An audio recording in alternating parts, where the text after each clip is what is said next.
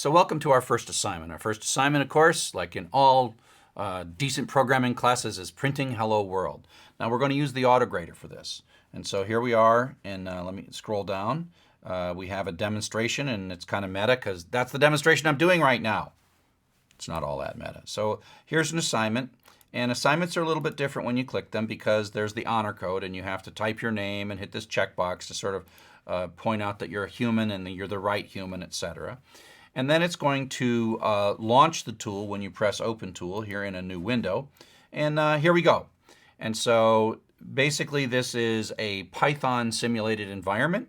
It's only good enough to do the first 10 chapters, but it's great. Now, the idea that I have is that you will actually write the Python on your computer using a real text editor like Atom, and then you'll just paste the code in here to get graded.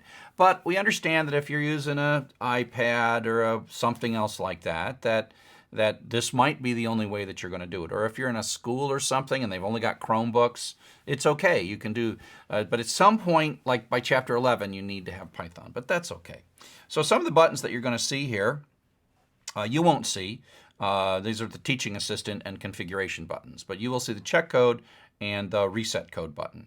And so what you often find when you get this is I give you some code that is sort of partially there. In this particular one, it has a mistake. And so I'm going to run it, say check code, and this actually submits the code to Python, and it'll run. And in this case, it's got an error. Name error, print Q is not defined on line 2. And of course, the bug here says please correct your code and rerun. The bug here is that's supposed to be a T, not a Q. See, that's just a powerful. So this first program is really quite easy. And so it also shows you in the autograder the desired output. And so we'll do check code, and this is going to work. And you see this little spinner? That is the autograder sending your grade back to Coursera so that you get it gets back in your Coursera gradebook. And if you don't see that, then you got a problem. Or you can go back and check it in Coursera. But that is the moment where it's decided that you've done a good job. Now, one thing about this is that once your grade has been set in Coursera, you can play around here and mess around, and it doesn't like send back bad grades. It only sends back good grades. These are all pass-fail, so you either have 100% or 0%. And if you later mess it up, you still keep 100% for your grade. So it's not like the last grade that you sent. It's actually the high grade, which is really it's pass-fail. So it's a 0% or 100%. But the other thing that you'll notice is if I make a mistake in the output, it's not going to update the grade. And so I'm going to make it so the desired output is hello world. And so if I check the code now, it's going to say, please correct your code and rerun. It points over here in a mismatch because this is the output of your program. This is the output it wanted to have happen. Okay? And so that's what happens, right? Now the other thing that you will notice, and I can't really demonstrate it on this first one, is there is a bit of static analysis that this autograder does to your code.